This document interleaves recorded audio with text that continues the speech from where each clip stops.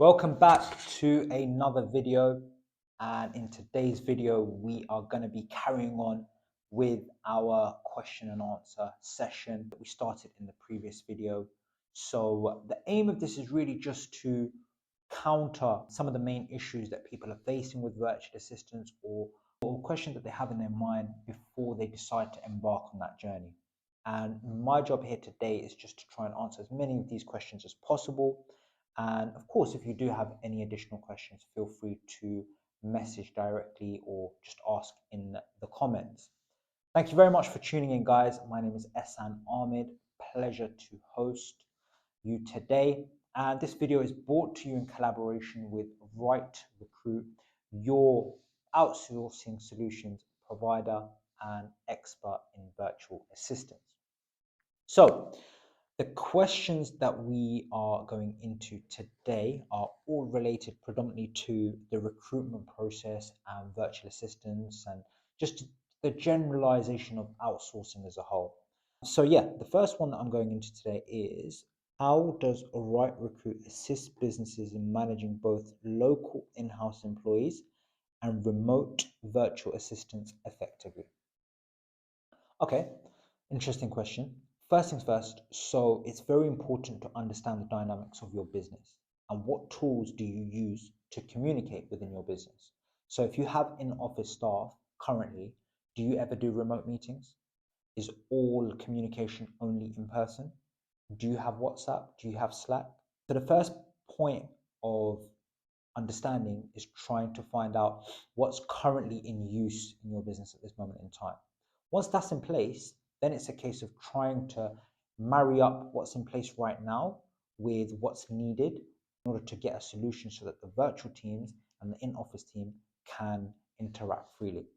So common recommendations that we will make is obviously Google Workspace. So Google Workspace incorporates a lot of different products, but one of the main ones is obviously Google Meets. So Google Meets is where you can have as many meetings as you want, and you can record those videos. And those videos can be great sort of reference points for both in-office and external staff.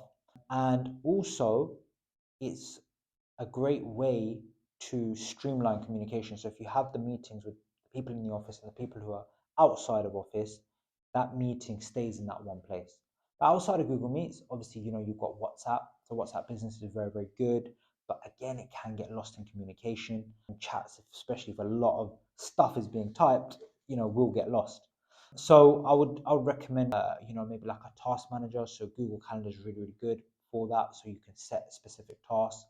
And on top of that, if you haven't already, get yourself a CRM. So a CRM, especially if you're dealing with sales, or if you're a salesperson and you need your virtual assistant to help progress that sale or follow up on it, a CRM like, for example, Pipedrive or HubSpot, these types of CRMs can really help manage the relationship, and more importantly, can allow your virtual assistant or whoever's working for you to stay on top of the grind when it comes to the sales process. So organizing the follow-up, sending the emails, maybe even WhatsApps, whatever it may be, all of that stuff can be outsourced, so that the main thing that you as the closer has to do is to have that closing conversation.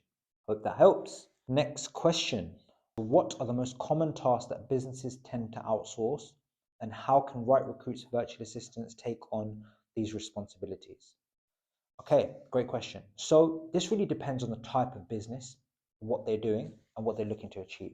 So a larger business, the top problems that they face is more so in terms of what they already have.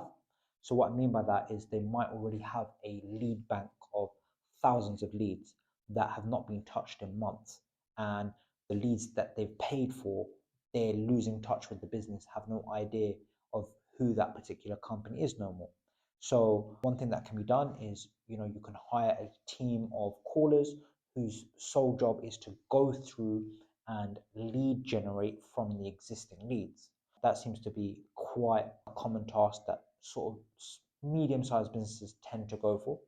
Another thing is customer service. So customer service can, especially if it's chat support, doesn't necessarily have to require somebody to be in the office and of a certain caliber, especially with the integration of AI, templates, etc., etc. Customer service can be fairly repetitive and fairly autonomous. So that's another one. And then more so down to the smaller individuals or the one-man bands, obviously they are looking for, their first hire, or they're looking for a hire just to relieve that burden on their shoulders. So the type of task that they like to outsource or get their outsourced VA to do, things like calendar management, responding back to emails, booking flights, if that's simple as that, reaching out to some of their contacts and lining up a phone call. Yeah, and just many administrative tasks that are burdening their day and not necessarily progressing them forward. So as much of that can be outsourced as possible, they do. And we do actually assist with that. So it's not easy to understand, especially if you're hiring for the first time, what they need to do. Because, like I said, if you're the business owner doing everything, it's hard to step back. And that in itself is a challenge. Hope that helps. What is the ROI on hiring virtual assistants through Right Recruit? And how soon can businesses expect to see improvements in productivity and cost savings? Great question. I love this question. I would say that the ROI on hiring a virtual assistant is measurable very quickly. It's something that is measured by the time that you save and the money that you save. And how quickly can you see them? Well, you can see them as quickly as your next salary run, quite simply. And the ROI is, if you can build a team that relies on more people and you're able to spread your risk effectively at a fraction of the price of in-office staff, that in my opinion is a huge ROI. If you can build systems and processes and procedures that you don't currently have in place, and as a result of that, scale by hiring and training off the systems and processes and procedures that have been created, that's a huge return on investment. If you, as the business owner, can now delegate decision making and can take a bit more of a step back and work on the business rather than in the business, that's a huge ROI. Now, all of these things require your input. So you as the business owner are required to make it work. And that is a key thing here. So don't just expect that you're going to hire somebody tomorrow and you're going to see results the next day. It doesn't work like that. You need to put time in. You need to invest time, effort, energy into these people, whether it's in office or outsourced. Doesn't make a difference. Your time initially is still required, but the key thing is your time ideally must be systemized in a manner where duplication can happen. And duplication is in terms of the work and the quality of work that you expect. That must be synonymous with the people that are doing the work that you've delegated them. Hope that answers your question. For companies like mine with a growing team, how can Right Recruit help streamline recruitment, onboarding, and staff retention? That is a very good question. Another strong, solid question. Okay, so let's start with, so this guy, whoever's asked this question, is clearly not a one-man band. They've probably got a team in office, I'm presuming, and they're looking at ways to streamline. So let's start with recruitment.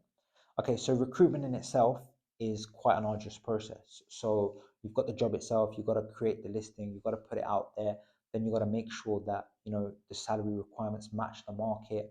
And once you have that, you're going to get an influx of applicants depending on where you advertise. And then you have to qualify those applicants. You have to make sure that they are actually available, they are available for the role. Then you've got to go through the interview process, etc.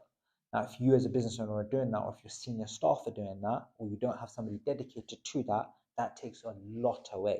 So having a virtual assistant on board who's assisting with that side of things and can just do the backup of an actual, the recruiter's role for the company. So just make sure that the candidates that they're speaking to are competent and qualified, and ask a few questions that you can train them to ask, and then line them up for an interview with you.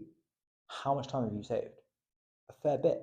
And at that point, once you've done the interview, that same virtual assistant can take that interviewee and progress them onto maybe a task, or if you're ready to onboard them, go through the HR process and actually onboard them. Which leads me on to the next thing you said, which is onboarding. So onboarding is so crucial, because from an interview process and a trial process to then onboarding somebody into your company, again, it requires a lot of time. If you're going to rely on existing staff to train them, that can deter their job, that can slow them down a little bit. Not to say that you can't do it, you shouldn't do it. Of course, like existing staff members shadowing new staff is always a way to help speed things up. But a virtual assistant can, maybe put a buffer of a day or two before they hand it over to the team. And that buffer of a day or two is just not necessarily about giving in-person training, but it could be about some of the content that you have on the trainings and the processes and procedures that you have within the role that they're going to be doing. It could be reading through case studies of what's happened in the past within that specific role, and just a more generalized understanding, so that when they hand it over to the team, they don't come as a complete novice or somebody who has no idea about the systems. And that in itself is quite good, because if you can bring someone from 0 to 10% in terms of the onboarding, that's a springboard to hopefully fast track their onboarding as a whole. Lastly, staff retention. I think staff retention is something that our company assists with by like just aligning with the culture that you have, and putting in front of you people and talent that suits your requirements. And then obviously making sure that we check in from time to time. We just don't leave you to it. So it's not just a case of, here's your virtual assistant, bye. Obviously, look, we have a vested interest in making sure that relationship works out, and that's what we do. So it's just a case of checking in. And also, where, for example, especially if you've got somebody who's a virtual assistant from abroad, it helps them having somebody they can talk to who's external of the organization. And then that middle person can step in and possibly alleviate some problems where needed. And we've certainly done that where needed. Right, on to the next question. What are the key advantages of using virtual assistants for customer service, lead generation, and other client-facing tasks? Okay, so customer service, I feel like the key advantages of that is that, customer service typically is quite repetitive. You're going to have a basic understanding of 95% of the issues that are going to occur within a customer service role. And so it doesn't necessarily require somebody high level to come in and take care of that. Maybe you need somebody high level to manage that as an operational division within your business, but on the actual day-to-day, I don't think you need somebody high level for it. The next bit was lead generation. So lead generation, again, many ways of doing lead generation. It could be cold calling, it could be advertising, for example, it could be reaching out to existing leads. It depends on what exactly you want, but I feel like all of these lead generators can and have been done by virtual assistants. So for sure, you can definitely do that. Okay, how can Right Recruit assist in recruiting staff for roles that require both virtual and in-person presence, especially as my business grows? Okay, great question. So we can do that as follows, because we as a company are not just limited to virtual assistants. So we can also assist with in-office recruitment needs that you have. So if you as a real estate company, for example, are looking to outsource your PM to more of the virtual side, we can assist with that. But then you want, for example, a lettings manager in-house. We can handle both of those roles.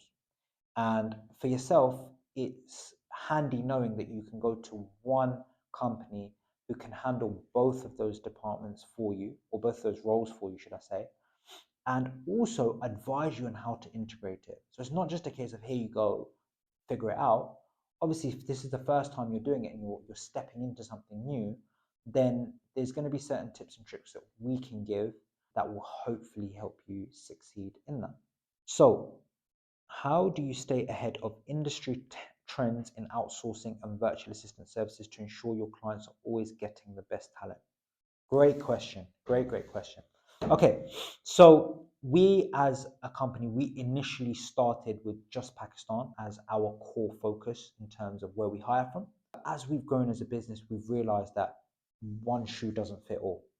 Every business has different requirements. Every business has different affinities with maybe different parts of the world, or they require somebody who's maybe in a different time zone. Not every, like I said, not one shoe doesn't fit everybody. So as a result of that, we as a company have adapted. So we don't just hire from Pakistan, we also work with Egypt and Egyptian assistants, and we also work with South African assistants. So as a company where we've got that diversified pool of talent, we're able to give our clients the choice, and whatever they feel like they want or whatever they feel will suit them the most, we can present to them. Last question, guys. So what measures do you have in place to ensure confidentiality and data security when virtual assistants handle sensitive business information? One tip: don't try not to do much over Excel. If you have a CRM, create a login for them and restrict the access that you don't want them to have. Just keep it very simple. If you're saving on staffing costs, invest that on CRM, invest that on infrastructure and software. And as a result, you're then able to give access in a better manner and more controlled manner, hopefully leading to stronger confidentiality. Guys, it's been a long video. Hopefully this has been beneficial to you. Hope you've enjoyed it. As always, if you do have any questions, feel free to reach out to us directly or just leave a comment. And I look forward to seeing you in the next one. Thank you so much.